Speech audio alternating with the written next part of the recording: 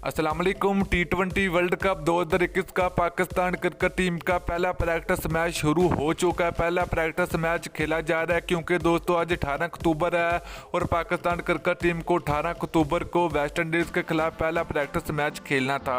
तो दोस्तों ये मैच दोपहर के 3 बजे खेला जाएगा। तो मैच शुरू हो चुका है। तो अगर आप लोग मैच को लाइव देखना चाहते हो और पाकिस्तान क्रिकेट टीम की तब्दीलियाँ देखना चाहते हो कि आज के मैच के लिए कौन से खिलाड़ियों को खिलाया गया है, मुकम्मल तफसील आप लोगों को मिलेगी। तो दोस्तों अगर आप लोग भी पाकिस्तान क्रिकेट टीम से मोहब्बत रखते हैं तो जल्दी इस वीडियो को लाइक करें, उसके बाद चैनल को सब्सक्राइब करें और बेल आइकन जरूर अनेबल करें ताकि आप लोगों को मजीद क्रिकेट की वीडियो मिलती रहेगी। तो दोस्तों चलिए मैच की बात करें, लाइव मैच की बात करें तो ये मैच आप लोग फेसबुक पर दे सकते हैं, टर्न स्पोर्ट पर दे सकते हैं, पीडीवी स्पोर्ट पर भी दे सकते हैं। तो दोस्तों तब्दीलियों की बात करें तो प्रैक्टिस मैच में हैदर अली और आसिफ अली के दरमियान एक बड़ा मुकाबला देखने को मिलेगा।